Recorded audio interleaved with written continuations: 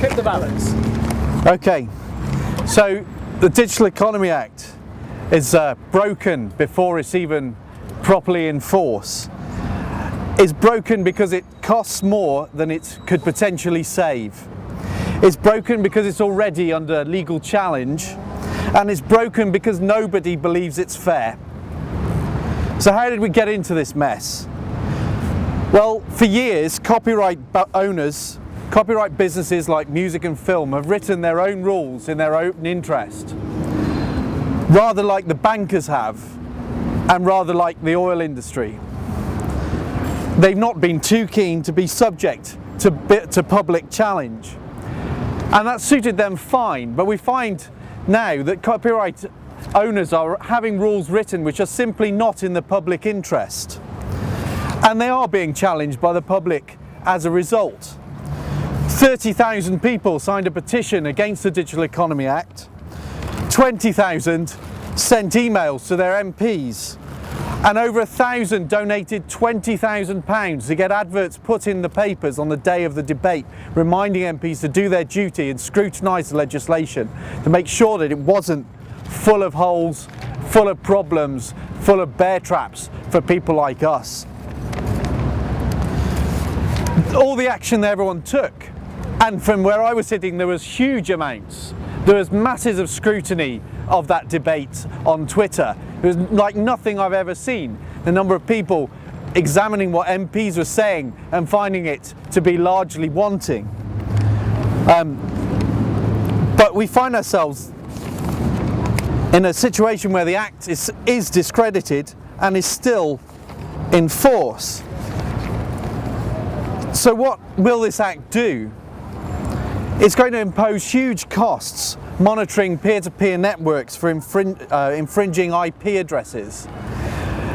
It's going to cost money to send people letters when they've potentially, or somebody using their network has infringed some copyright. And that is going to cost perhaps £20 a year for every customer in the UK on broadband. That's effectively an extra month's bill for everybody in the UK. That's an absurd amount of cost. This doesn't create new copyright offences. Instead, what it does is to create a duty for you to stop people from infringing copyright who are using your network. And as we've heard, that means that a school or a university is suddenly going to be sent letters because the activities of their pupils or customers, and that could lead to them later down the road either being taken to court or having their internet access interfered with. It's likely to suppress community Wi-Fi as a result, or at least make it incredibly difficult. And that again will throw up barriers for the people who find it most hard to access the internet. And it threatens to create this offence of disconnection for alleged copyright infringement. Now that offence is an attack on the values of a generation. Those of us who've grown up with the internet know its power. We know what it does for people, that it transforms businesses, lives. It gives people access to information like no technology has done ever before. Copyright infringement is not something we want to encourage, and we all want the music industry to succeed.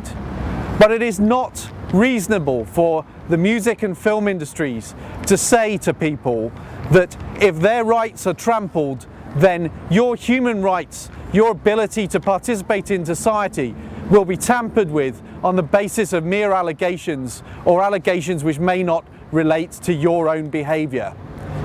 So what you should do now is lobby your MP. Remind them that this bill is still on the statute book, and that everybody in the digital economy actually objects to this. You want to perhaps sign our petition, come to our conference on the 24th of July, and don't let up. Respond to Ofcom's consultations and tell them that it's broken. Don't let up. Keep reminding your MP, visit your MP perhaps, and spread the word. But do not let them get away with this. Take whatever action you can with Open Rights Group and other organisations like Liberty and Consumer Focus to make sure that this act gets repealed. Thank you very much.